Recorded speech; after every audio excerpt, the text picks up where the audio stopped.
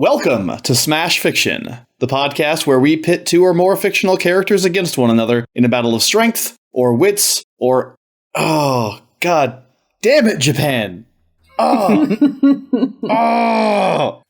And see who would win. This week, WarGreymon, am I saying that right? Yep. Mm-hmm. Cool. Versus Mechagodzilla.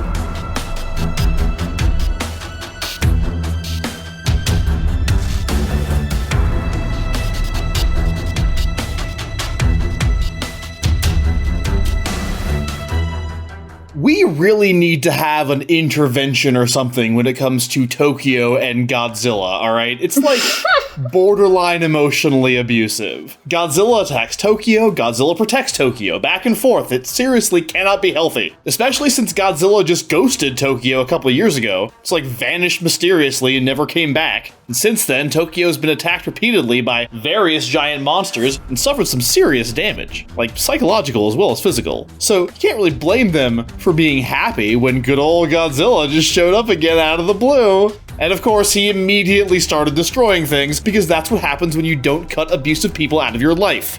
I mean, that's what I thought initially, but it turns out that life is sometimes more complicated than that. See, the Godzilla that came back wasn't actually Godzilla, it was an evil robot version of Godzilla called Mechagodzilla. Nobody really knows where it came from or what it wants, but since shedding its Godzilla disguise and revealing its true nature, it has been on a rampage. It's got lightning breath and rocket fingers, maybe, and it can fly. This thing is bad news. And with the real Godzilla still missing, not to mention the fact that King Caesar went to sleep with his earbuds in again, and it's just impossible to wake up when he does that. It doesn't look like there's anyone who can stop it. Fortunately, there's still hope for Tokyo, despite its poor decision-making, Tokyo, because if you look closely at a certain street a few miles away from Mechagodzilla's path of destruction, if you can make out the small figures frowning down at the concrete, one of them sporting comically oversized swimming goggles pushed up against his utterly ridiculous hairdo, you might catch a glimpse of Digi Destiny. Yeah. I'm so happy that this show forced Miles to say those words. Oh, you ain't seen nothing yet.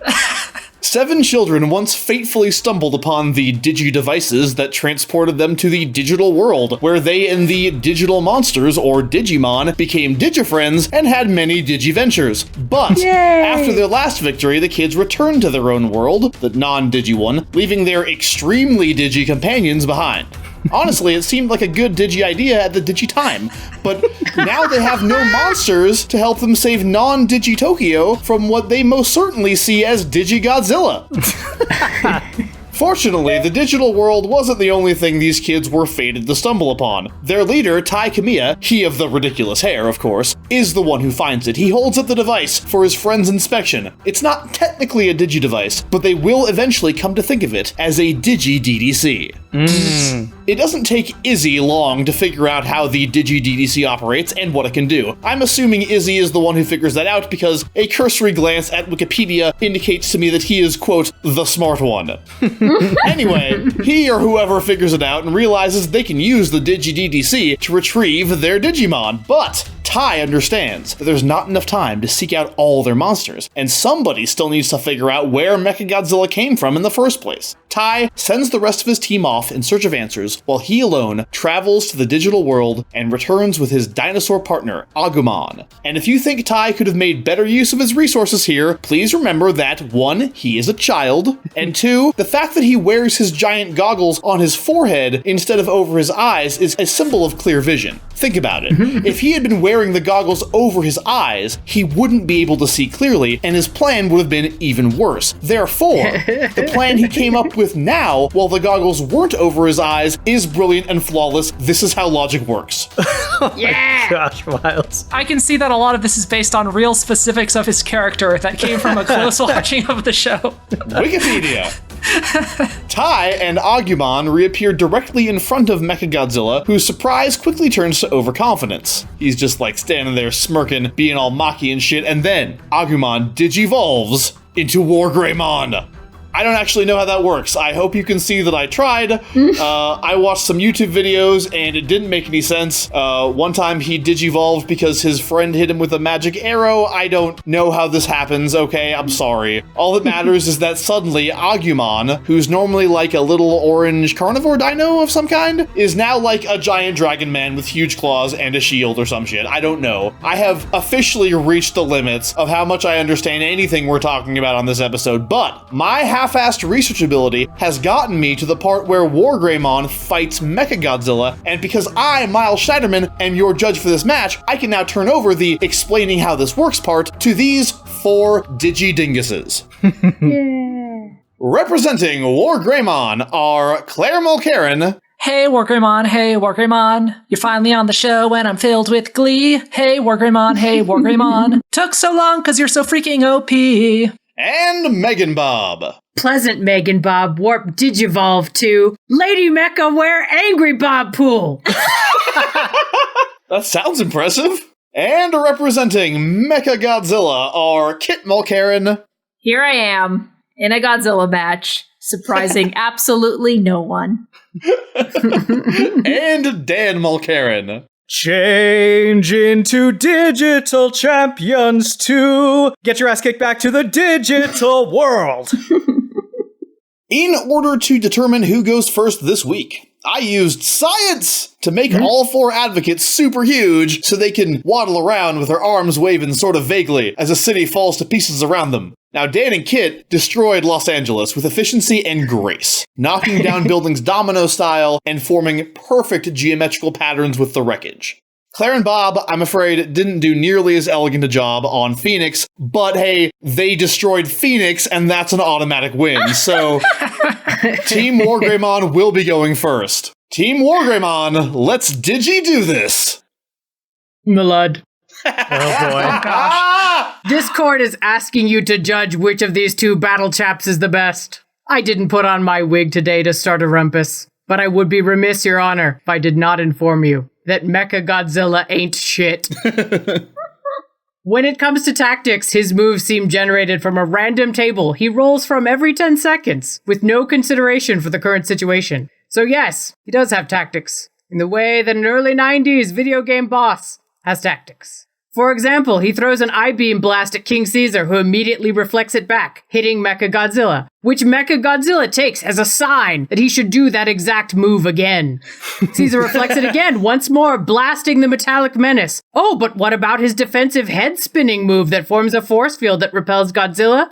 Yes, he does manage to repel the big G with this move, and then he never uses it again. He also does a move where he turns his head around so he can fire a rainbow blast behind him, but does not use this move when Godzilla is holding him like the little spoon to his big spoon. I think we can only draw 2 possible conclusions. Either Mechagodzilla is rolling on a randomized list of moves, or this was all a ploy to get Godzilla to hold him close. Oh, boy, that no, didn't take Godzilla, long. closer. Mechagodzilla is big. Compromisingly big. It would be something if his size made him better at anything, but I'm afraid that all it has done for our aluminium chum is make him an easier target. Indeed, the phrase broadside of a barn comes to mind. Although in the case of Mechagodzilla, he is rather many barns poorly welded together. In all of his fights, he dodges a staggering 1 attack. For anyone who always wondered, but what if those barns could move out of the way of the attack? The answer is that it makes almost no difference, for barns are invariably shit at evasive maneuvers. Perhaps the durability of space titanium will be his saving grace. Nay, Your Honor. It was the 70s and everyone was focused on sweet sideburns and not on quality manufacturing. Godzilla popped off the head of Mechagodzilla with no strain at all. We asked the court, is he a robot or a can of Pringles?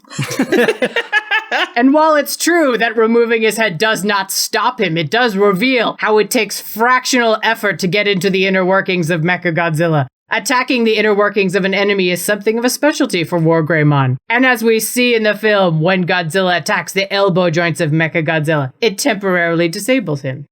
Now, I shan't play games with the court and suggest that Mechagodzilla doesn't have notable power behind his attacks. But to that, I would add that they are slow and clumsy as watching a toddler who has accidentally put their shoes on the wrong feet and is now attempting to walk around.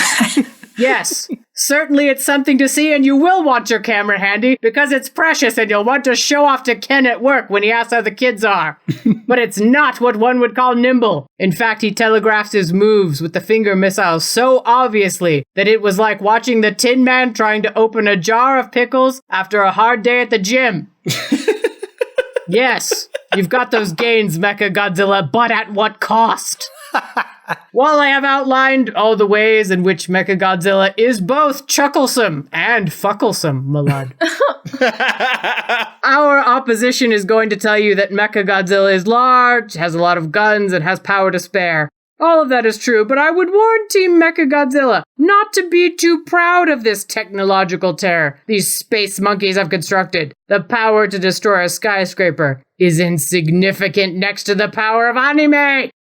Since I started researching this one, this has been one of those rare cases where every single fact that I found supported my side until eventually I had a mountain of evidence so large that I didn't know what to do with it all in the pro column, and the con column was basically empty. In some ways, that makes me more worried about this match because I have no idea what the hell Team Mechagodzilla's arguments are going to be, but the facts have never been more clear-cut. I feel like the only thing that might stand in the way of our side winning is whether or not I can translate all of the weird anime bullshit that is Digimon into a form that is not just violently rejected by Miles's brain at a cellular level.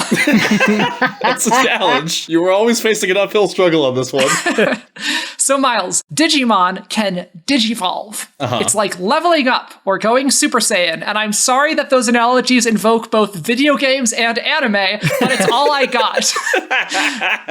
There are multiple tiers of Digivolution. Each tier has a different name, and whenever a Digimon moves up to the next tier, it gets a huge, exponential boost of power, such that a Digimon of one tier is generally an even match for somewhere between 5 and 10 Digimon, all fighting them at once of the next tier below them. So rookie Digimon are about as powerful as an average human, then you have champion Digimon who are as powerful as a big ogre or a dragon. Then ultimate Digimon are basically superheroes, roughly equivalent in power level to someone like MCU Hulk or Thor. And then throughout most of Digimon Season 1, it's conventional wisdom that Ultimate is the final level of Digivolution, hence why it's called Ultimate. However, towards the end of Season 1, Tai discovers that Agumon has the ability to digivolve beyond Ultimate into a previously undiscovered tier of power, which they dub Mega. Okay, wait. Hold on. You have to go back for a second, okay? I'm really trying. Miles has a string board, and it's just losing his mind. So there's one of them that's like the power of a human. Yeah. There's another one that's the power of a dragon or an ogre. What's the one after that? Ultimate. It's like a superhero like Hulk or Thor or something. And what's the one after that? Mega is past Ultimate. So you were saying that third one that's like a superhero one is also considered to be the most powerful one. But wait, it's not. Right, okay, got it. What's the deal? Okay. Got it, carry on, I guess. Sorry.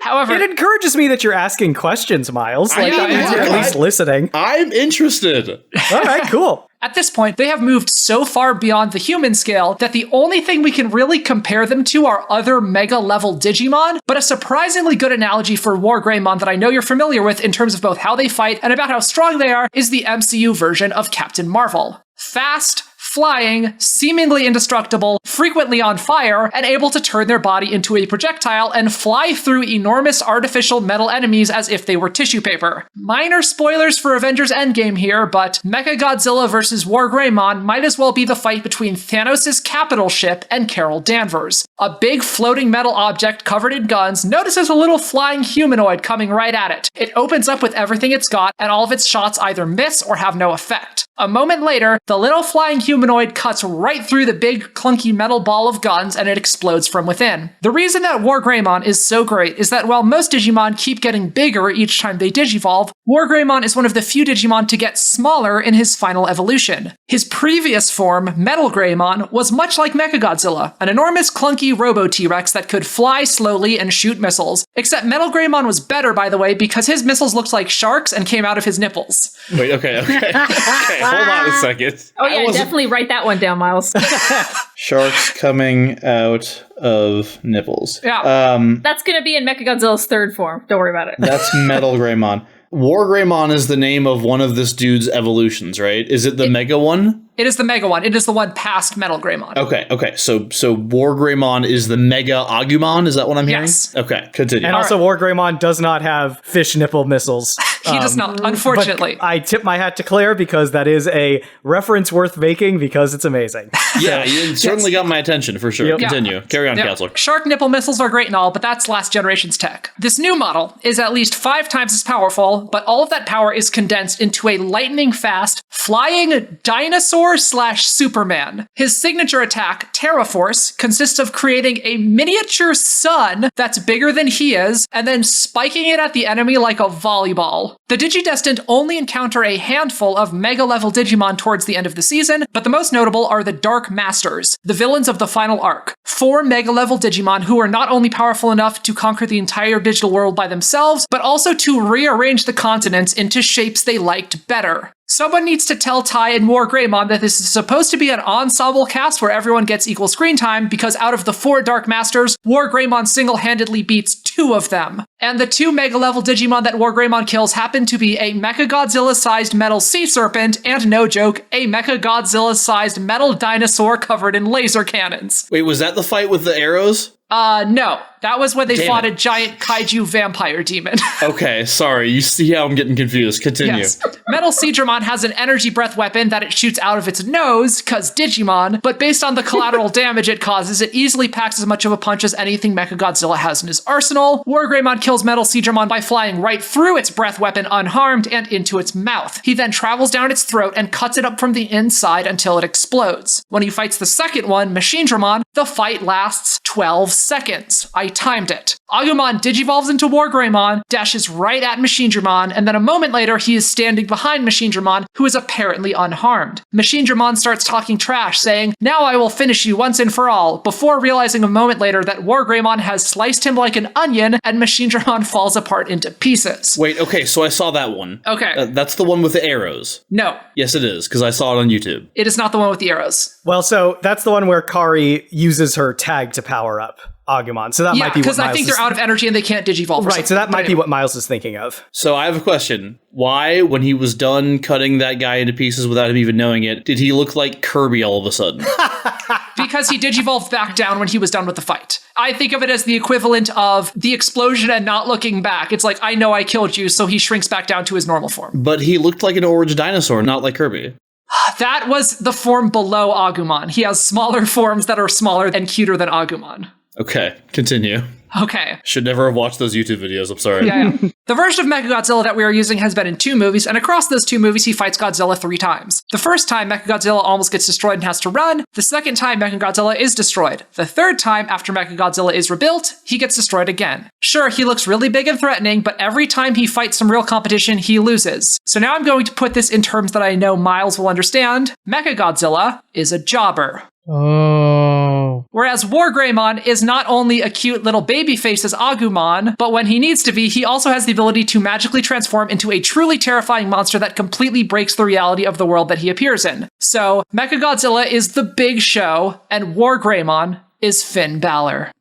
Meh. All right.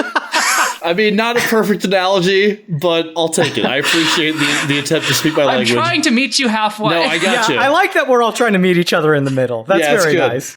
Digilightful opening arguments, Team WarGreymon. Ah, yeah! Team Mechagodzilla, it's time for your opening arguments, and the shape-shifting 8 people are counting on you. Longtime listeners of the show, and any who follow me on social media already know that Godzilla's my boy. Now, Mechagodzilla, it's not my favorite of Godzilla's recurring villains, because that award goes to King Ghidorah. And though Mechagodzilla is woefully not King Ghidorah, it is still considered the second greatest of all of Godzilla's recurring nemeses. Godzilla, the guy who totally mopped the floor with the Power Rangers. Anyway. Hold me back, Bob. Hold me back. I remember that. I got you, man. I got you. So, the kaiju-shaped Toho Studio spotlight was lit into the cloudy night sky, and Kit was called out of her Hot Cheetos dust-covered cave to once again talk about a very large dinosaur-shaped monster. What longtime listeners don't know is that I was into Digimon in a major way when I was a kid. That show was like Pokemon for big kids, more violent, higher stakes. So this match is going to be hard. Hard on me, hard on WarGreymon, but at least it ain't going to be hard on Mechagodzilla. Small blessings. Minutes after appearing on screen for the first time, Mechagodzilla destroys a building with a single punch. Because fuck buildings. Who do they think they are so tall? Mechagodzilla gonna show you who's tall. And then Godzilla's Ankylosaurus-looking buddy Anguirus shows up to stop it because Anguirus is a pretty alright guy. Well, Mechagodzilla goes on to punt this 30,000 metric ton kaiju into the air, many times his own body length, to a hilarious degree. It's like a simultaneously funny but kind of sad scene. Where the fight stops being funny and starts getting a little uncomfortably violent is when Mechagodzilla begins to rip off Anguirus' lower jaw. There's like blood coming out of the side of this poor kaiju's mouth. Anguirus, the second ever Toho monster after Godzilla himself, and Mechagodzilla uses him like a nameless jobber in a wrestling match that doesn't even see airtime. You people. I love you. Poor spiky boy runs away scared for his life. Then my boy, the OG Gojira, rolls up and... oh shit. Godzilla's infamously powerful atomic breath isn't doing much. In fact, the quick first fight between Godzilla and Mechagodzilla ends when Mecha uses its I-beams against Godzilla's atomic breath to a perfect stalemate that causes an explosion and ends the fight. After some repairs and upgrades, Mecha is even harder to take out later in the film. So much of the plot of Godzilla vs. Mechagodzilla involves the humans trying to get this magical statuette in place so they can summon the ancient and powerful guardian King Caesar to take down Mechagodzilla. Now, King Caesar ain't nothing. He can reflect Mechagodzilla's I-beams right back at it and body checks that robot real good. But then Mechagodzilla whips out the finger missiles and the chest beam, and King Caesar's regretting every decision he's ever made up to this point. I can only imagine how the poor, shitty humans must have been feeling when they saw their powerful guardian hiding behind a rock because Mechagodzilla dunked on him so hard. Like literally. Mecha grabbed Caesar by the jaw and threw him in a hole. Thankfully, Godzilla's not okay with time, and he's fixing for a rematch. He and King Caesar flank Mechagodzilla, but it's no big for the big robot because it's got an obscene amount of weapons that it can fire simultaneously and hit their mark even when the head is not facing the opponent. Hey babe, can you step in and Dan list our bot's weapons real quick? Oh, sure. So I-beams, some sort of lightning chest ray, a missile launcher in every finger and every toe, and gun knees. Gun knees. Because why not? Splurge, treat yourself. And none of these weapon systems ever seem to run out of ammo. Also, Mechagodzilla can erect a force field so powerful that Godzilla hurts his little fingies when he tries to reach through. He's sent reeling back screaming. Godzilla, screaming. It's very sad. Why aren't you sad? Yeah, honestly, I did watch this fight, and Godzilla gets fucked the fuck up, man. Yeah. Like, as an objective observer, damn. Yeah. Mechagodzilla's barrage of weaponry is so hard-hitting, Godzilla spends the last part of the fight bleeding out his neck like a mook from Kill Bill. Mechagodzilla is flying around, wrecking these two kaiju, and the only thing that finally stops it is Godzilla coming up with a new power. Magnetism. How does it work? Don't worry about it. Only when Mechagodzilla is held in place can Godzilla tear off its head and win the day. Though I don't think the comparatively tiny WarGreymon is going to be tearing off any heads, the second Mechagodzilla film fixes this problem in its design by making the Robo-Kaiju able to function just fine without a head. So, I don't know, WarGreymon. I know you're a digital monster, but I don't know that you're going to be a champion this time.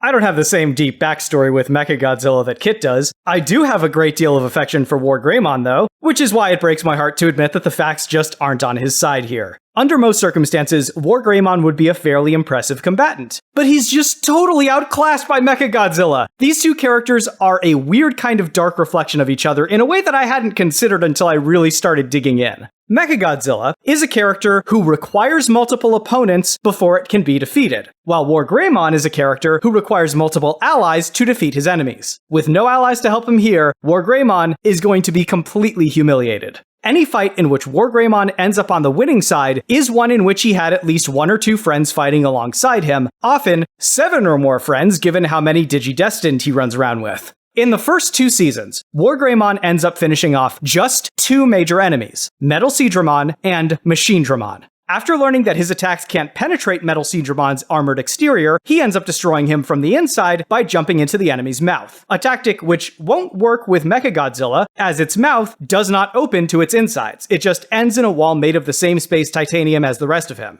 The only openings into Mechagodzilla's interior are its weapon barrels, which means that WarGreymon's one tactic that might work would involve him putting himself directly into the line of fire. In the case of Machine Dramon, WarGreymon had been powered up by Kari's Crest of Light, and was still only able to deliver a single attack before he completely ran out of juice and was reduced to his completely harmless and adorable in training form. I understood all of that. Yeah! Yay! And in both of those cases, his shining examples of taking out major boss monsters, he had help from allies. Furthermore, those big weapons on WarGreymon's arms, the ones he used to pull out those winds I just talked about, those are the Draymon Destroyers, so called because they deal exponentially more damage against enemies whose name ends in Dramon. You know, like Metal Sea Dramon, or Machine Dramon. So, unless Mechagodzilla is coming back from a recent trip to the courthouse to get a name change, WarGreymon won't be anywhere near as effective against this guy as he was against those other 2.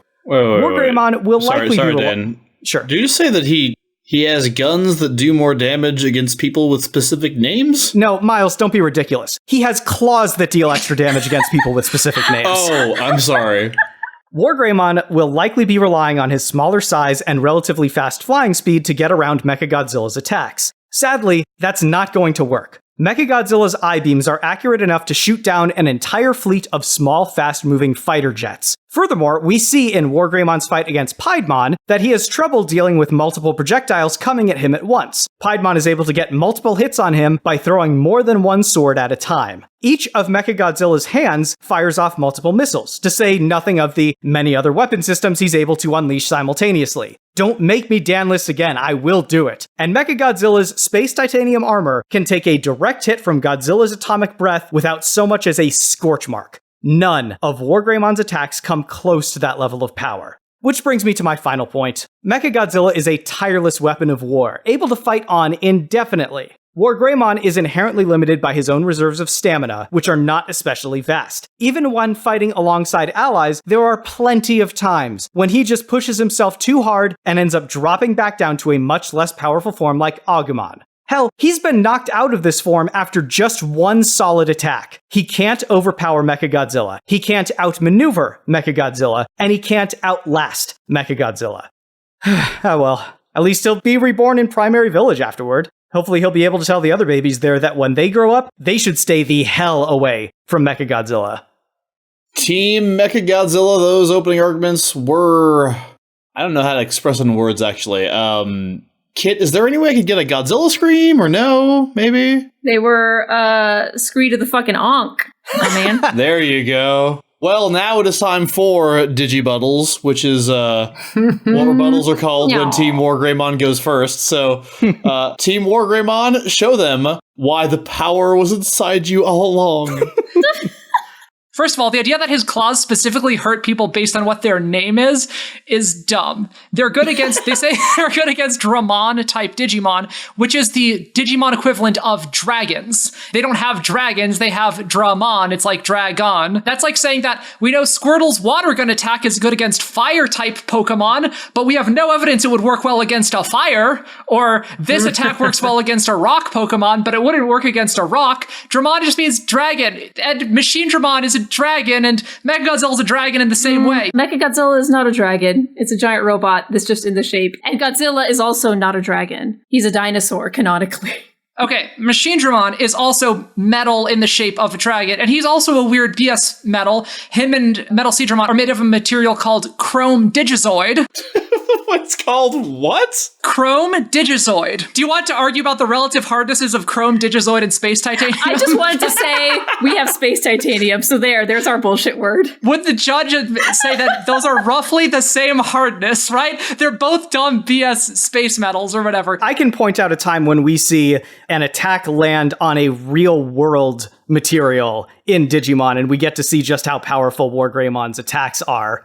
The actual power of Terraforce, which is his prime attack, that giant sun that he summons over his head, there's this villain that pops up in Season 2 of Digimon called Black WarGreymon, who is canonically many times stronger than regular WarGreymon. There's a point where he uses his version of Terraforce on the ground, and it does not crack the ground. There's like a big cloud of smoke that erupts out of the explosion, and then we see like this camera zoom back, and the entire area around is undamaged. Animation concerns of whether or not Digimon is going to show the ground deforming from people's attacks aside, even if that is the case, he did not defeat Machinedramon with that attack, and he did not defeat Metal Seedramon with the attack. He used his claws, and you said he couldn't cut through Chrome Digizoid, but when he's cutting up Metal Seedramon from the inside, his claws are coming out of the metal from the inside and cutting through it, proving that he can cut through that metal. I'm still not convinced that he's going to be able to get through Mechagodzilla's hull, given that a direct blast from Godzilla's attack did not. And we see Godzilla's breath level city blocks. Like,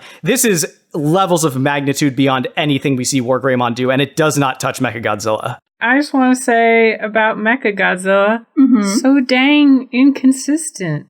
Why is he so ready with the I-beams, but when getting snuggled, he just gives up? Yeah, you said that, and like, you said that makes him like a video game boss. I would argue that makes him harder, because video game bosses have like a pattern. That's kind of the point. But the fact that he is so random is going to make things harder for WarGreymon, because he's not going to pick up a strategy. Oh, wow. He's gonna do things that don't help him, and WarGreymon's gonna go, I never saw that coming. I thought he was gonna do stuff that would make his life easier, but he's not. Well, like, he does a lot of damage to the two kaiju in the first movie. It sure seemed like the things he was doing was helping him quite a bit, helping it quite a lot. When he sees a fleet of fighter jets coming at him, he uses an appropriate attack to take them down. It's not like he tries to swing his claws at them. When WarGreymon fights Venom Myotismon, who also blows up skyscrapers with rainbow lasers from his eyes, WarGreymon dodges them consistently. How many friends was WarGreymon fighting alongside in the fight against Venom Myotismon again? He had his team with him, because the answer is 7. Yes, but also that was the first time he turned into WarGreymon, and it's stated that he's weaker that first time, and he gets stronger the longer he was, and his stamina gets better the longer he was. The fight against Machinedramon, for instance, was a weird example where he was really tired before the match started, and so whether or not he could only stay in that form for that long before he shrank doesn't really matter. A better example was his fight against Piedmon towards the end, or the fight against Apoclymon, where we see he's able to stay in his WarGreymon form for a long time because he's rested up ahead of time, which is, I'm assuming he is in this match, and he's able to stay in it for like a long time, even if he's getting the shit beat out of him. Like, he can still keep fighting, and he doesn't digivolve back. You're saying it's a big deal that Mechagodzilla shoots down shitty humans and shitty metal birds. Like, that is an accomplishment. They're not that maneuverable. They've never faced anything like this in their lives, could not have imagined how it would work, and surprise, they're fucking bad at it. I don't think this is a case of Mechagodzilla being good at things. I think this is a case of these shitty humans and shitty metal birds being shit. I will point out, there is a moment when WarGreymon is unable to avoid a very slow-moving white sheet as it drifts gently down from above and lands on his head. This is the attack which takes him out in the fight with Piedmon, is a white sheet that drifts down slowly. It's a magic attack that transforms him into a little toy. Piedmon can, alter reality at a very fundamental level. For instance, he makes a little, ball appear, and then WarGreymon stands on it and, dances like a seal, and falls off of it, and is, he's trying to balance on this ball. He's this fucking is some Bugs Bunny. Magic versus science stuff. Yeah. All right, good job, Team WarGreymon. Those were the most digital rebuttals I've ever seen. Team Mechagodzilla. Now, I know you're not just going to let them try some magnetism bullshit like that. Bob was making it sound like Godzilla had an extremely easy time of tearing off Mechagodzilla's head. And like, it takes the king of all kaiju actively working to hold Mechagodzilla still for like 30 seconds of concerted effort to very, very slowly tear off his head. He's flexing them guns. And that's in the first movie. Godzilla has no chance of beating Mechagodzilla in Terror of Mechagodzilla until that cyborg that houses Mechagodzilla's brain kills herself, because that movie's very strange. Okay, couple things. I would argue that Mechagodzilla was pretty much up against the ropes at that point anyway. His head was already removed, and there was like a weird glowy thing underneath that I think if he just shot it would have blown up. Like, we see when Mechagodzilla falls over after the lady is killed so that he, like, his computer shuts down, one more blast of atomic breath makes him explode. He was probably kind of on the ropes anyway. That's your problem right there. We may not need a way to, like, hold you in place because we're so much faster than you, but if we do need one, we see in the fight with Venom Myotismon that when their Digimon are in trouble, their Digivices can do all sorts of weird stuff. They do this from time to time. Like, in that fight, they can shoot out a little lasso that wraps around Venom Myotismon to hold him in place so that WarGreymon and Metal Garurumon can finish him off together. Maybe Tai could shoot out a little magic lasso out of his Digivice to, like, hold Mechagodzilla in place. Let me say, if you guys are relying on the extremely inconsistent Deus Ex Machinas that the Digivices occasionally provide, you are in serious trouble. Because, like, those things really only bust out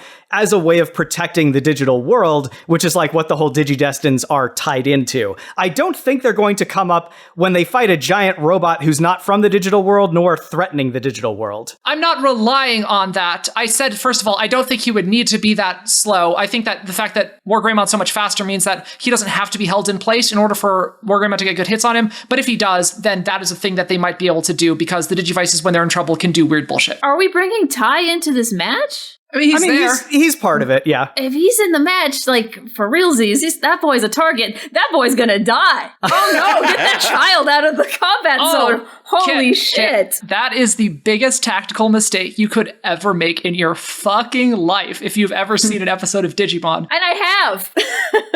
If you try to threaten a Digidestined, that is when the bullshit happens. He's gonna get a new level beyond WarGreymon. Like, he's gonna get some new crazy attack. He's gonna power up to some level. The Digivice is gonna glow and he's gonna and then, like, yeah. Claire brought up a good point in that, like, we don't really have a good comparison as to, like, what an attack in the digital world, how it compares to an attack in the real world, just because, like, they're mainly in the digital world and we don't really know, you know, the material strength of certain things there.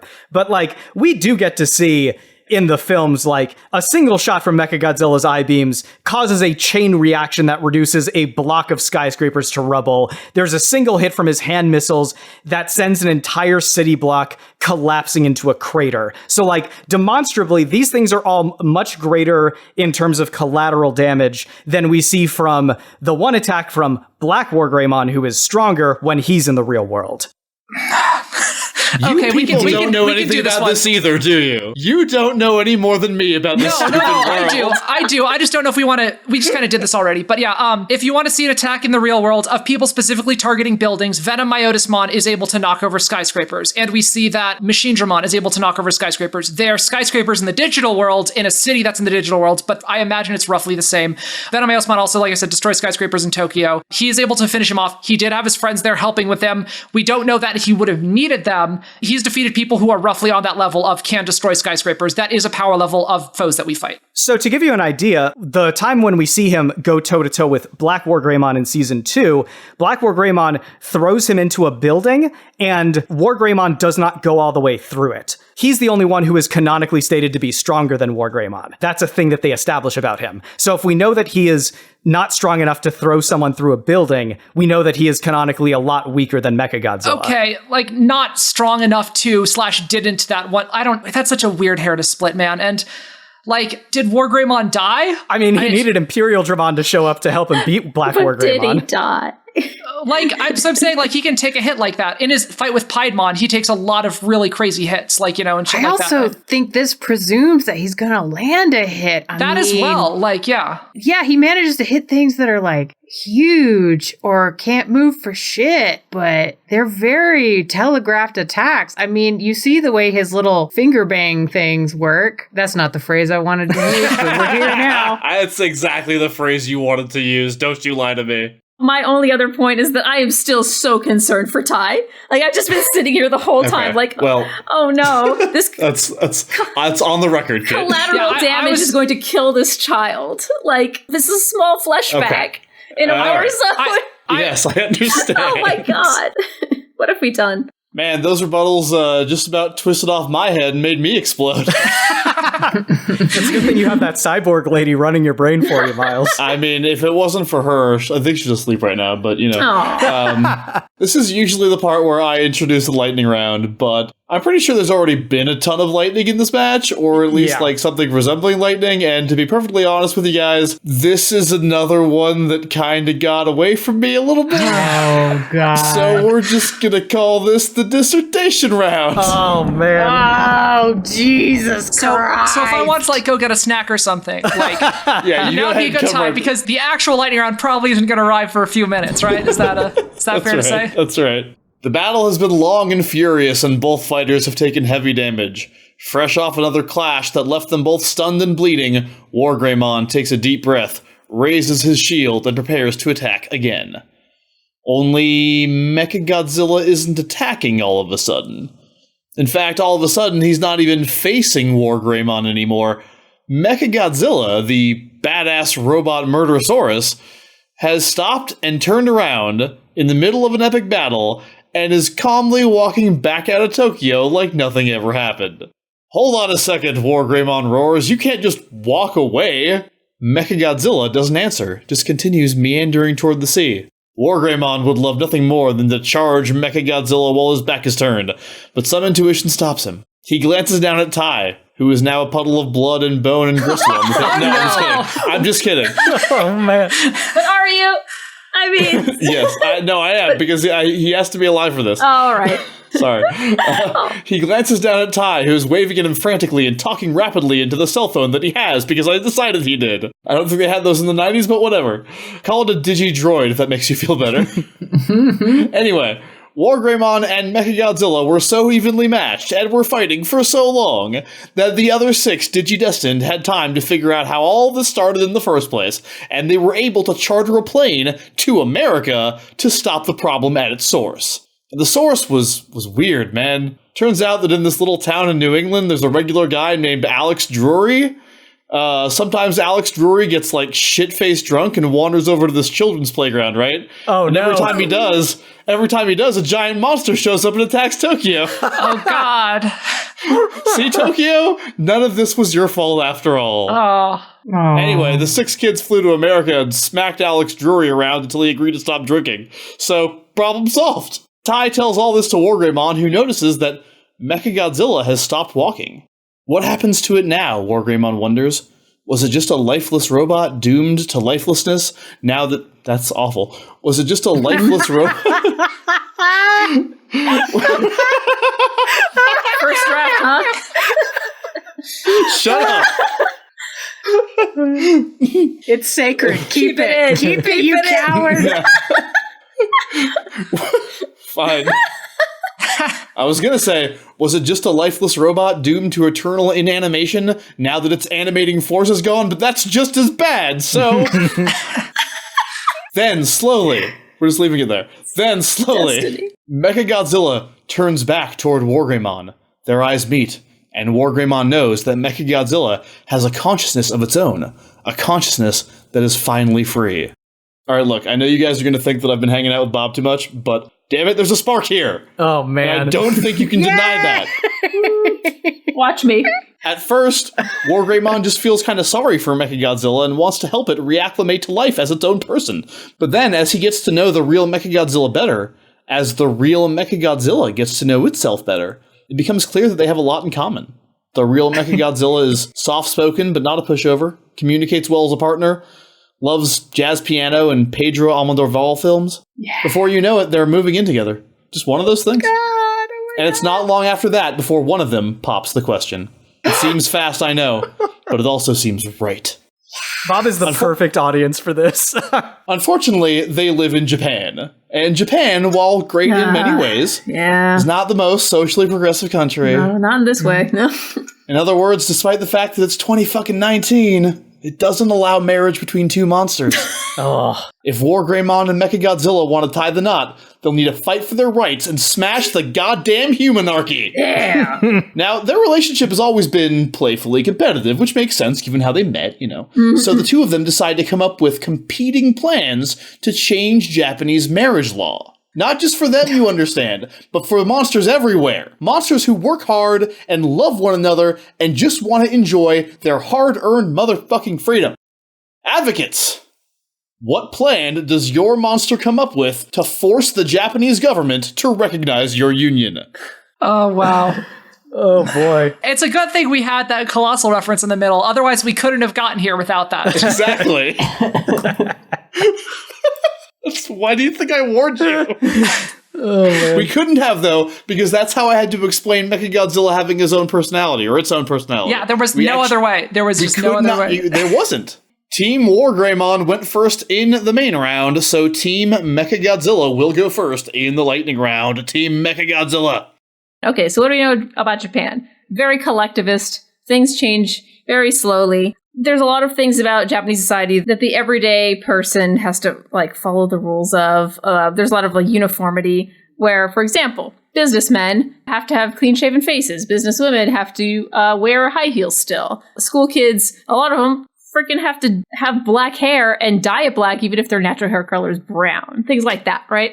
But there are those that get around these societal expectations. And those are idols. Famous people, motherfuckers!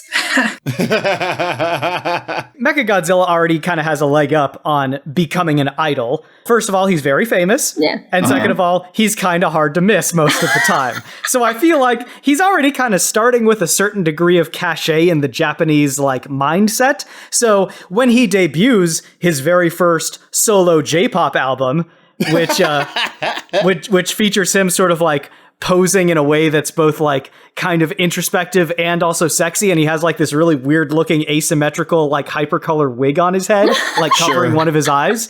It was inevitable that was immediately going to shoot for the top of the charts. But Mechagodzilla does not stop there. He brings out the merchandise. Yeah. He has his own reality show.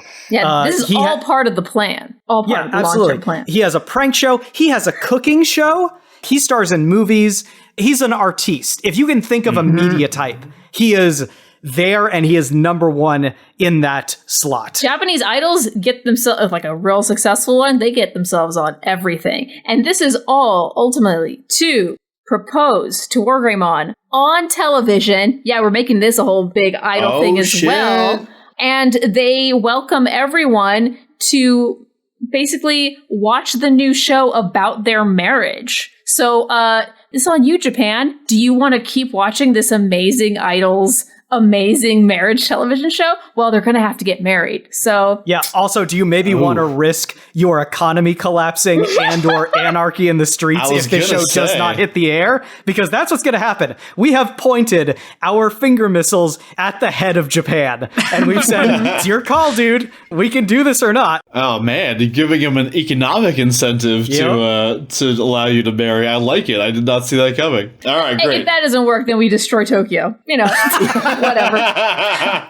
All right. Thank you very much for that, Team Mechagodzilla, Team WarGreymon. We went with such a soft approach. So WarGreymon's idea for this is they need to create a work of fiction that will normalize love between monsters, you know, that people will start consuming, and it'll sneak up on them, you know. So what they decide to do is sort of inspired by the Digivice and the whole idea of going to digital worlds. The first version of Digimon was actually not the TV show. The Digivices are based on a toy that existed that was like a little Tamagotchi where you took care of your Digimon. That was what like the first thing of Digimon was. So that's why they have the little Digivices, because it's like an adaptation of that. But because it's 2019, we're not going to give you a separate device. It's going to be an app. It's going to be an ARG video game, like Pokemon Go. It is a game that you play while in reality on your phone. Bob, you want to tell them about it? It's like this new Wizards Unite thing. Exactly. Okay. So you go around and you catch little digital monsters, and your goal is not to train them to fight each other, but you go to the gym and you introduce the monsters that you have to the monsters that other people have. Aw. And the gyms are at nice places instead. I mean, sometimes they're at public parks and stuff, which are nice. And sometimes they're at like a nice restaurant or a cafe or a hidden alleyway that has a lot of flowers in it, or, you know, underneath a pier because it's all dark and sexy and smells like the sea, and probably also some garbage. But, you know, different monsters are into different things. Yeah, it's just like Pokemon have types. Monsters have types, but then they also have their type, which is which right. type they are into. Like some are into robots, some are into like, you know, dragons, some are into like ice monsters, that kind of thing. And you got to like help them find their type. Okay. Absolutely. And so you go and you meet up with other people and you share in this activity. And your goal is to maximize the happiness of each monster that you have. So you're not just trying to win at something. The winning is how happy the monsters are. So some monsters are going to want to be in committed monogamous relationships and settle down really quickly. And some monsters are going to be in, you know, triads, or maybe they just don't want to settle down with anybody at all. Maybe they're just happy. Maybe they're ace monsters and they don't want to be with anybody. And that's fine too. So this is about normalizing this idea for people. Yeah, all sorts of different loves. And, you know, of course, some of the monsters have the ability to transform into other types of monsters. And sometimes it's like a one-way transformation, and sometimes they can go back and forth. You know what? Maybe I'm talking about a different thing at this point. The name that we've come up with for it is Mon Ami. Oh my god, I want it. I know, I really do want this game. I'm starting to think that fucking Chris Newton put something in everybody's drinks, considering how much time we spent in recent episodes turning shit into games. I think this is a problem. I think he's sabotaging the show, but you know what? I don't even care because I love it. Thank you very much, Team WarGreymon. I have a lot of information to go over, except to Some more YouTube videos to watch. some more YouTube videos to watch. So, you guys talk amongst yourselves. I am going to go Digicide who won this episode. Very Oh, good. yay! Actually, Digicide kind of sounds like Digicide sounds like Digimon murder. I don't want to like. no. That's the crime. Don't commit Digicide. Yeah, So you no, you go away, you come up with a better thing than Digicide, Right. and then do that. Do that I'll thing. go. that you Yeah. come up with. Okay. I'll go Okay, now. sounds good. Godzilla versus Mechagodzilla. Not the best Godzilla movie, but still pretty fun. Boy, I love me some spy nonsense. Yeah. I'm just surprised every time I watch one of those movies at how little of it is monster fights. And like whenever it's over, when I'm watching the stuff that's not the monster fight, I'm enjoying it. But like 6 months later, when I think back on it, I can never remember anything that isn't the monster fights. So It's nonsense. Now, Kit, this is your first time watching both of these Mechagodzilla movies, correct? Yes. And the terror of Mechagodzilla is a bad movie. It's not even a good bad movie. there's only like 20 minutes of Mechagodzilla at the end of it. I did kind of enjoy some of the Godzilla versus Titanosaurus fight, but in general, it's just like the human parts weren't even funny. In the old Godzilla movies, the human parts are stupid and like in a good bad way. But yeah, terror is skippable. I do really like the monkey aliens. Oh, the simians, or whatever they are. Yeah. Boy, oh boy, that was a weird. Like, I was talking to Kit. Like, I feel like the kind of like world building that they do in Godzilla, particularly when it comes to like talking about the aliens, is so like 1930s movie serials. You know, they were talking about how like those 8 people came from the third planet of the black hole, which is like such a Flash Gordon thing to say. Seriously, yeah. It was amazing to me that like that movie came out the same decade as Star Wars, you know? And it's, yeah. That really puts it in perspective. and boy. after Star Trek, for that matter. Yeah. It's so weird. Like those plots, it reminds me of one of Miles's Judge segments. Like that's the path you took to get to Metal Godzilla. Was that like, or like an episode of Collaboratory where it's like, well, we have to use all of these pieces in the story. Like, Man, you really put things into perspective there. yeah. Do you think that's how they make those plots? I feel like it's just like, oh, that's cool. Yeah, we have to use that. It makes me kind of wonder if a lot of the people who were making those movies back then like grew up on like the 30s era stuff and we're just like it was kind of their love letter to that. I wonder how much that was in Japan, though, because like I associate that as a very American thing. And, you know, in the 30s, Japan was not taking in a lot of foreign culture, at least not a lot of like Yeah, American I don't really know foreign culture. I don't really know what the sci-fi scene was like pre the 70s in Japan, but it's just weird because even if that was in America, I always just think it's so strange to be making that kind of thing in that time period because we have such a rich culture of weird stuff behind us that we can draw from that pretty much nothing that we can do in the modern day seems all that weird. Like there's so many established tropes, but they were not like really the tropes of that time. They were just making it up as they went, and it was just weird. Yeah. Yeah. So, you want to talk about Digimon, Claire? I always want to talk about Digimon. I mean, I talk about Digimon a lot. I talked about Digimon a lot on the Gameville episode that I did on Digimon, because that was when Chris was like, you can talk about one cartoon. And I was like, I want to talk about Digimon. Yeah. I will say it was interesting because Gameable's been on hiatus, so I've been doing a re-listen of some of my favorite episodes. And two of the ones that I listened to were Claire talking about Digimon and Kit talking about Godzilla, both of which I listened to this week. Just coincidentally. So, like, clearly we are hitting peak Kit and peak Claire in this very episode. Yes, indeed. We are. That was weird. I overheard you listening to the Godzilla one. I heard my own voice and didn't recognize myself. I was like, who that bitch talking about Godzilla? What does she know?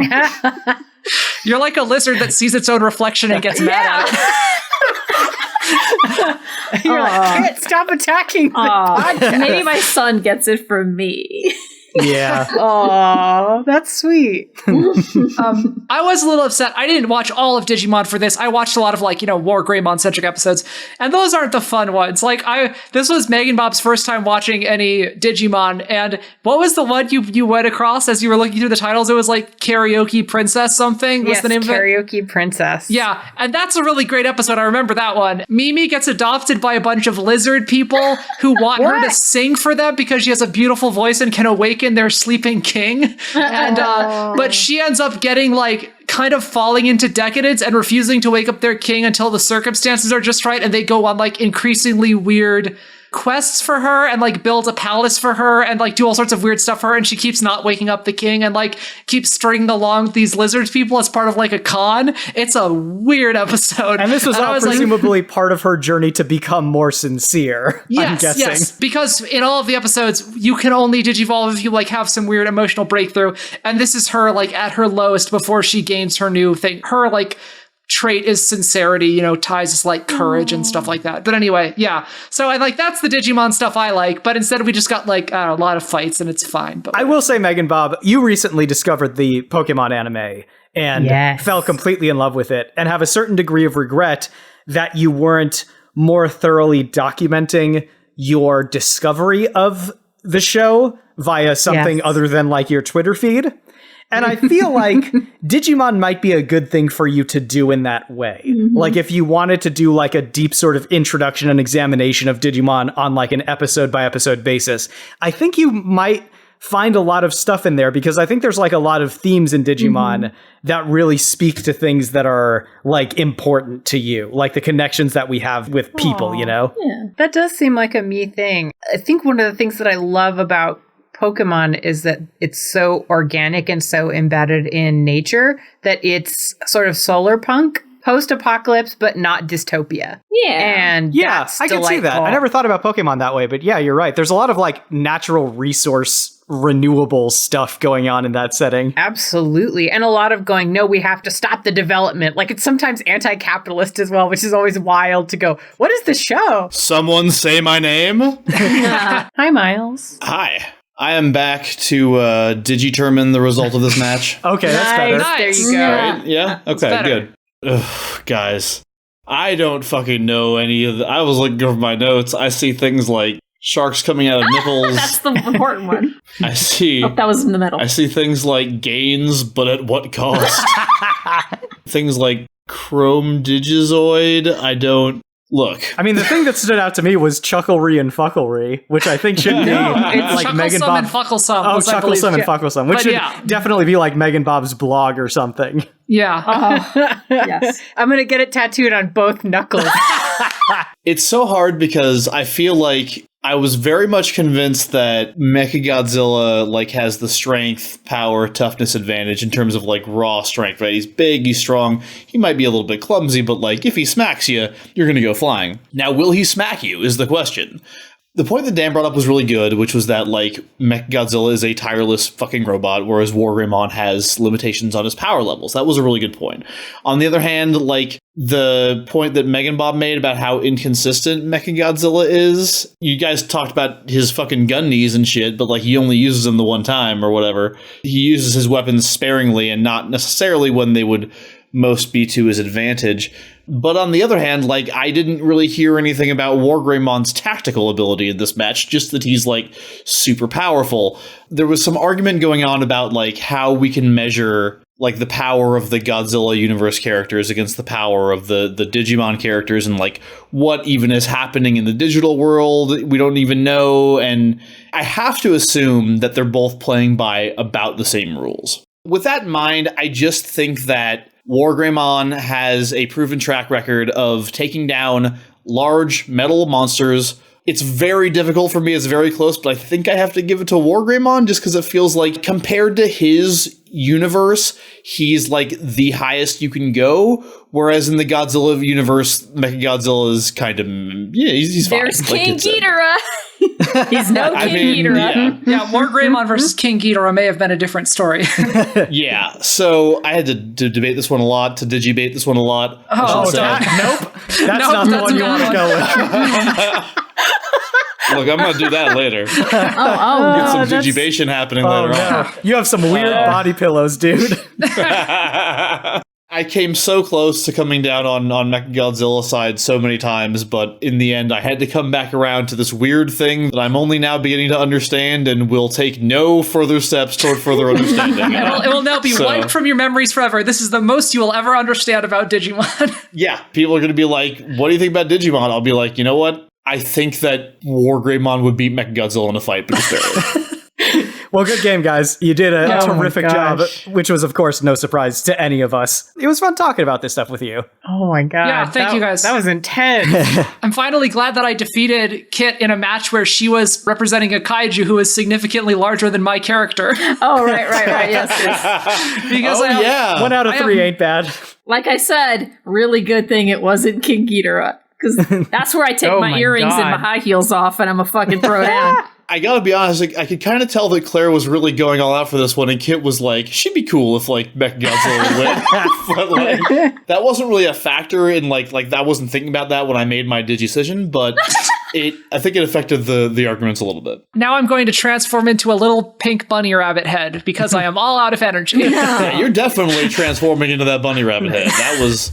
man. I was the first wondering. Anyway, I don't have to go more into my thought process because it was long, complicated, and boring. Time for the Mecha Kit thanks. Yeah. The evil cyborg kit.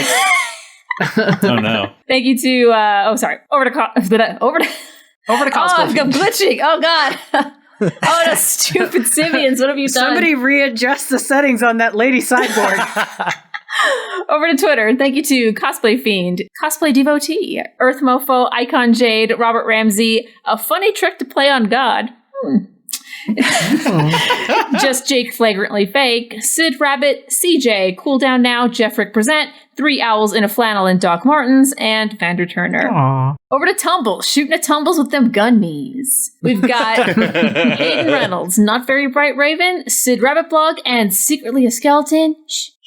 And over to Cyborg Lady Facebook, we've got... You're swiveling your head 180 degrees to Facebook. Oh, wait, no, it's coming off, kid, no! Thank you to Robert Ramsey, Jeffrey Ketchum, and Hayden Reynolds. And thanks also to Alex Drury, who's our very own Anne Hathaway, I guess. Controlling monsters from the other side of the world, stumbling into children's playgrounds whilst drunk, which, I mean, both of those are bad decisions. They're just bad decisions in kind of very different ways. I mean, there were no children on the playground at the time, so at least that's a thing. All right, well, but one good decision, hopefully, is becoming a patron of ours on Patreon at patreon.com/smashfictionpodcast. You get mentioned on the show like this, you get access to bonus content, sometimes you get to vote on stuff, sometimes you get to tell us what you want to do. You know, there's a lot of stuff over there, but it's all a good time. Thank you for listening to this week's episode of Smash Fiction. Come back next week for another episode of Collaboratory.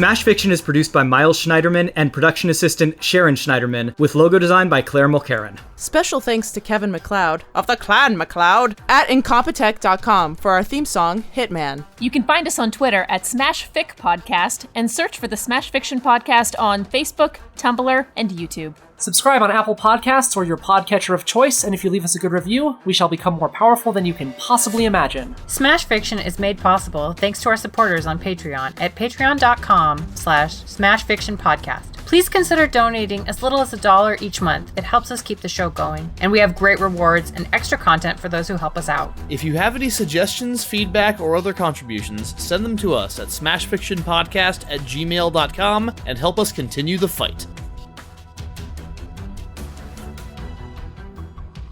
All right, and next up we have the My Hero Next up is Collaboratory. Collaboratory. Wait, really? Yeah. Oh, yeah, right. Sorry, we're forward in time. Yeah, not we backward are. in time. Yeah, that is correct. Yeah. All right. Are you sure you didn't transport your like sort of state of being into the Toho universe? Like, You know what? I'm just super confused right now. Yeah, you need to lie down.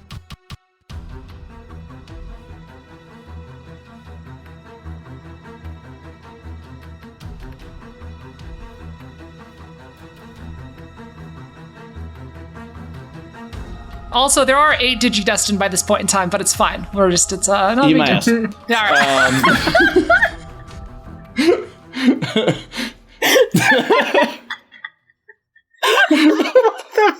This mix of